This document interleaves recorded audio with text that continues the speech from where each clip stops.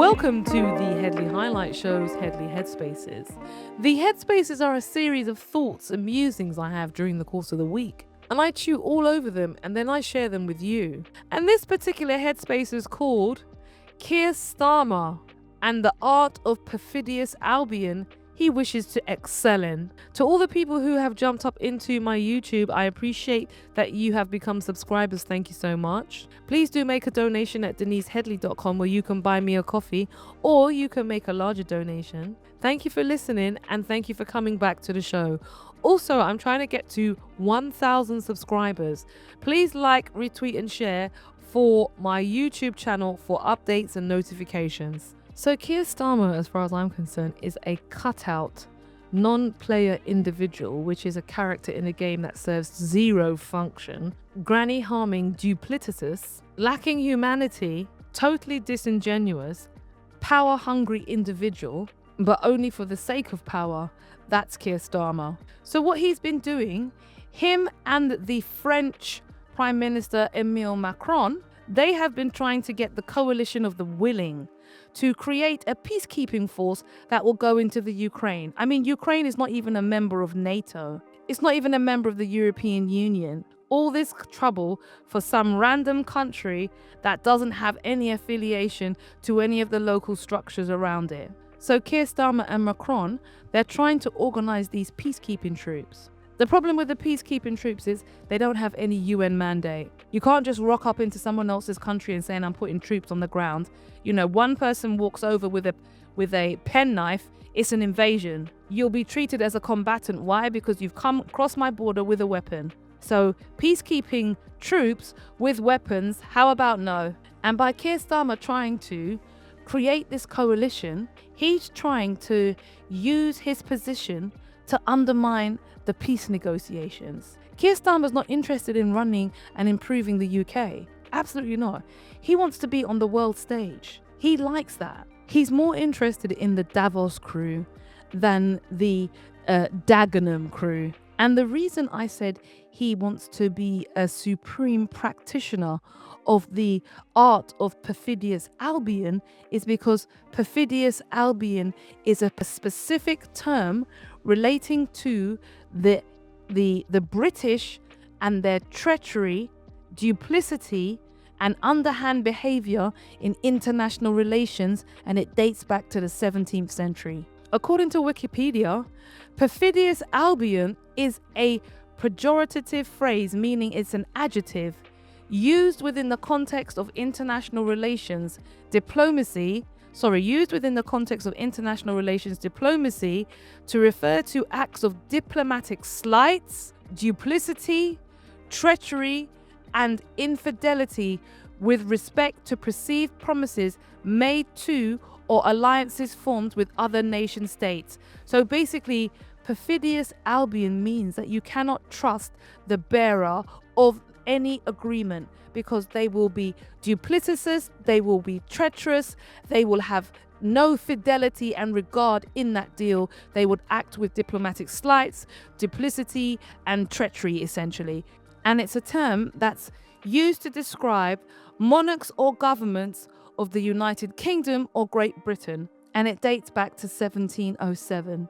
And it says here, in the pursuit of self-interest and the expansion of the British Empire, this idea of this type of treachery and duplicity is even had a word created for itself within the culture, which was only specific to Great Britain. So now that you understand that there is actually a cultural term to describe the behavior of the British in diplomacy, Perfidious Albion, then look at the situation with Keir Starmer acting as a broker for peace, him and Macron. Why would anybody be listening to them and trusting them? Especially Keir Starmer, the granny harmer. In fact, I've got a new name for him. It's Skeer Starmer, not Keir Starmer. It's not Keir Starmer anymore. It's Skeer Starmer, the granny harmer. He scares people and he also harms grannies. So Keir Starmer is out there giving assurances to everybody about how Britain's going to deploy troops and we're in operational mode. Sorry, when did this go to Parliament that we were taking on the Russians? Has any conversation taken place that you're aware of? Because it's not one that I've been very clear about. I think Keir Starmer's playing a very dangerous game. He's playing a very dangerous game, which is about derailing and helping to derail the American presidency of Mr. Donald Trump, because that's what he's doing. Okay, this whole idea about peacekeeping forces has got nothing to do with peace in Ukraine, because if they were bothered about that and he was bothered about that, he would have been involved in this peace deal 3 years ago. They wouldn't be funding it and giving them money at every turn. I also think Keir Starmer is trying to keep the UK on a path to rejoining the European Union, because he's so involved in the European Union's security policy. We're not in the European Union. Why are we involved in this question? Why are we involved in it? Why are we talking about organizing coalitions of troops? Where are all these troops going to come from? What are the logistical lines that they're going to use? Who's going to supply the food? What happens if they're attacked? None of these hard questions Keir Starmer is answering, apart from, can I have more people within my little section and group to join me so we can take on Russia? You know, about the third largest military power on the planet. Great plan, Keir Starmer, you granny harmer. So at the top of my headspace, I said that Keir Starmer wishes to excel in the skills of Perfidious Albion, and we've already discussed that basically is duplicity and treachery, and he wants to excel in that. And I think that's what he wants to do, and that's what he's pursuing. And he's pursuing that at the expense of domestic policy in this country, because he's spending more time on the international stage than he spends at 10 Downing Street. Do you agree with me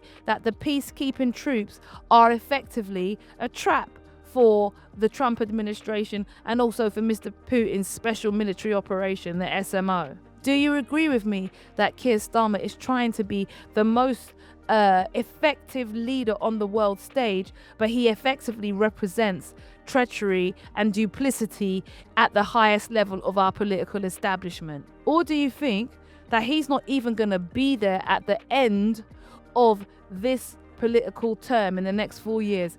They will remove him because I definitely think Keir Starmer is not a leader. I think he is a cutout. He's just there to pursue particular policies, and he was put in front of the public, but he's basically an invertebrate. He's a mollusk. He has no bones whatsoever because he stands for nothing, and therefore he falls for everything. Give me your thoughts, your 2 pence, your 3 cities, or your declining dollar price opinion. Jump up into the YouTube at DeniseHeadley.com. Subscribe. I'm trying to get to 10,000.